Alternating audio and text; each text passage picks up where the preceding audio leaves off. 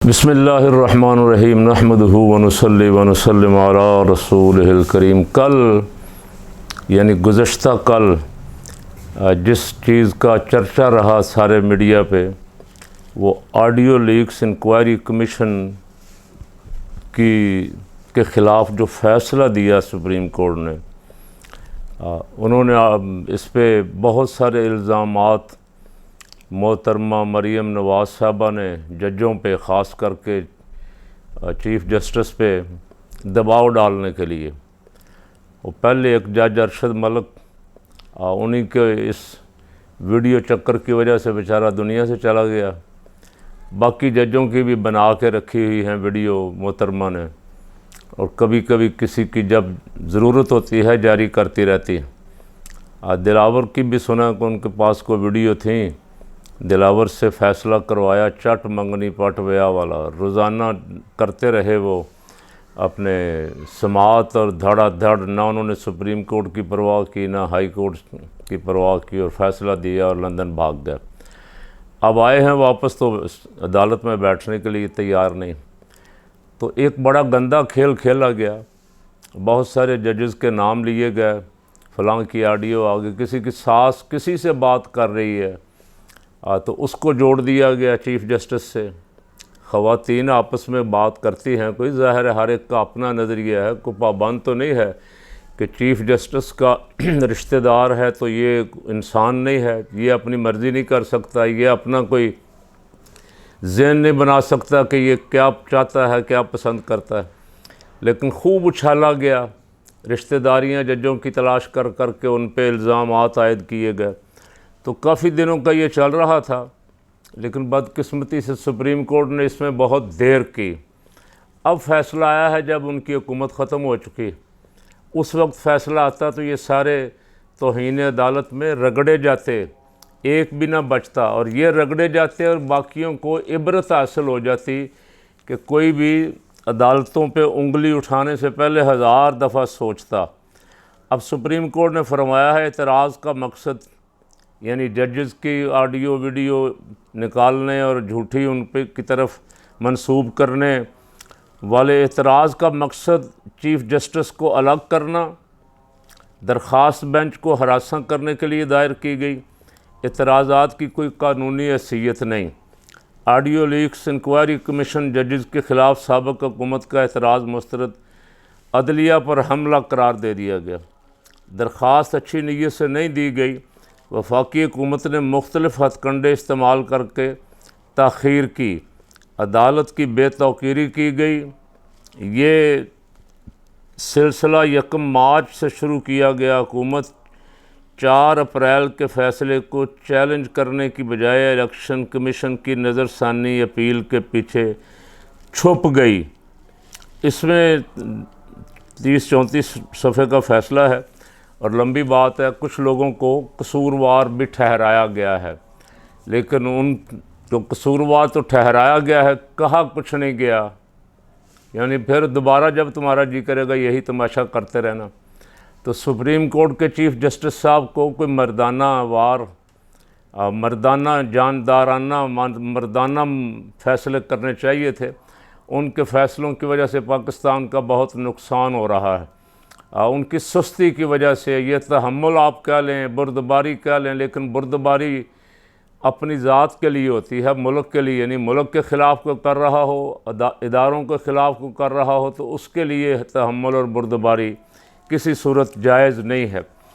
कानूनदान कह रहे हैं कि ये इस फ़ैसले की बुनियाद पे जिन जिन हज़रात को इसमें ज़िम्मेदार करार दिया गया है, जिनके नाम लिए गए हैं, जिन्होंने सुप्रीम कोर्ट के बाहर खड़े होकर गालियां दी, सुप्रीम कोर्ट के दरवाजे तोड़े, नारेबाजी की, ये सारे जब इलेक्शन लड़ने जाएंगे तो इनके कागजात पे एतराज़ होगा, इनको नाअहल करार दे दिया जाएगा। ये जजेस अपने कानूनदान कह रहे हैं कि ऐसा होगा।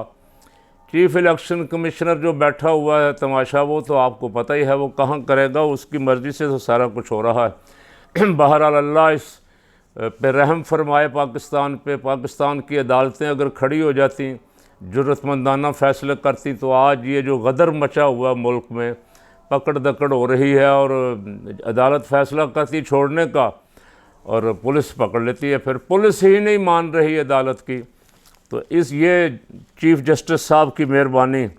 दूसरी ख़तरनाक ख़बर फिर ये है कि फ्यूल एडजस्टमेंट, बिजली एक रुपया 46 रुपये पर यूनिट महंगी कर दी गई, मज़ीद महंगी कर दी गई है। पहले बिलों पे कौम रो रही है, बिलों पे लोग रिलीफ़ मांग रहे हैं, हुकूमत रिलीफ़ देने के अहल नहीं है। 15-16 अरब रुपए का सारा मसला था। 15-16 अरब रुपए तो हुकूमत कई नुक्करों कोने खदरों में खर्च कर देती है, पता भी नहीं चलने देती। शहबाज स्पीड तकरीबन कोई 300-350 अरब रुपया तरक्याती कामों के नाम पर रिश्वत दे गया, ये जुगनू मोहसिन कह रही है, नजम सेठी की बीवी। और शाहिद खाकान अब्बासी कह रहे हैं कि आटे के थैलों में को 18 लाख थैलों का घपला कर गए, करोड़ों रुपया उधर से। तो लोगों को रिलीफ़ देने के लिए इनके पास 7-8 अरब रुपया, 15-16 अरब रुपया नहीं है, बल्कि मज़ीद महंगी कर दी है। ये किस शकी की है हुकूमत, हाय क्या अंधेर है। आला हज़रत के बरादर असगर ने कहा था करबला के लिए, किस शकी की है हुकूमत, हाय क्या अंधेर है। लुट रहा है दिन दिहाड़े ख़ानदाने अहले बैत। तो यहाँ लुट रही है हज़ूर की उम्मत, दिन दिहाड़े लुट रही है। और ये उसकी गर्दन पे और मज़ीद दबाव डाल के उसका सांस बंद करना चाहते हैं।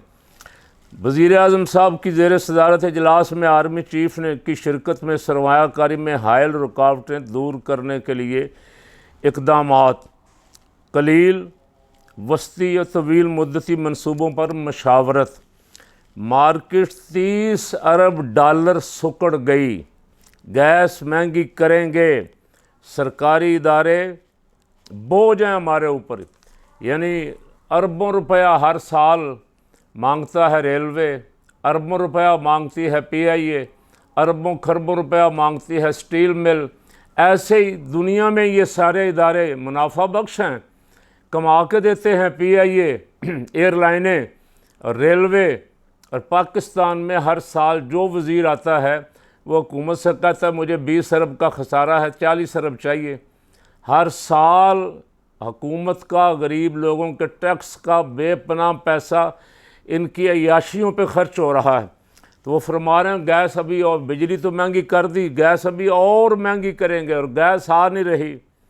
तो ये तो फरमा देती मरकज़ी काबीना, मेहरबानी करती कि ये मार्केट 30 अरब डॉलर जिनकी वजह से सुकड़ी है वो अभी तक भी लाडले ही हैं, अभी तक भी गुफ्तो शनीद उनसे ही हो रही है। मुल्क में ऐसा जाल बिछाया जा रहा है कि किसी न किसी तरह उन्हीं प्यारों को, लाडलों को, लाडलियों को दोबारा ला के कौम के सरों पर मुसल्लत कर दिया जाए।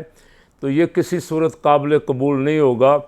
कौम बहुत परेशान है, और खाकम बदहन ये लावा किसी दिन फट गया तो जुल्म करने वालों को मुल्क छोड़ के भागने की शायद का मौका भी ना मिले।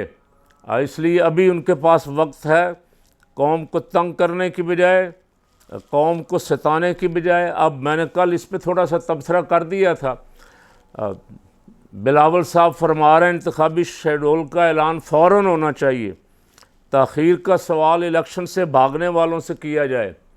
ये आप भी बराबर के शरीक हैं बिलावल साहब, आप इंतज़ामात करके गए हैं, CCI से मीटिंग करवा के, हल्का बंदियों के लिए वक्त दे के, और आप अब अपने आप को बचाने की कोशिश कर रहे हैं सिर्फ़ इसलिए कि थोड़ा सा आप पे प्रेशर आया। लेकिन ख़बर यह है कि ज़रदारी साहब वापस तशरीफ़ ले आए हैं, और उन्होंने आके कहा कि बेटा ज़ुबान बंद कर लो, अभी बोलना नहीं, मेरे मामलात चल रहे हैं। तो ये बयान तो आ गया, लेकिन इसके बाद बिलावल साहब की ज़ुबानबंदी भी कर दी गई है। ज़रदारी साहब भी अंदर अंदर ही अपना काम करेंगे, बोलेंगे नहीं, लेकिन जब काम हो जाएगा तो फिर सबसे बड़े जमहूरियत के चैम्पियन और सबसे बड़े सुलह कुल्ली और सबको साथ लेके चलने वाले पाकिस्तान के नामवर और काबिल फ़ख्र रहनुमा, जिनको बच्चा बच्चा जानता है कि उन्होंने मुल्क के साथ क्या किया, वो फिर सामने आएंगे। अल्लाह ताला इस मुल्क की हिफाजत फरमाए और इन चोरों, डाकुओं, लुटेरों से इस मुल्क को महफूज रखे।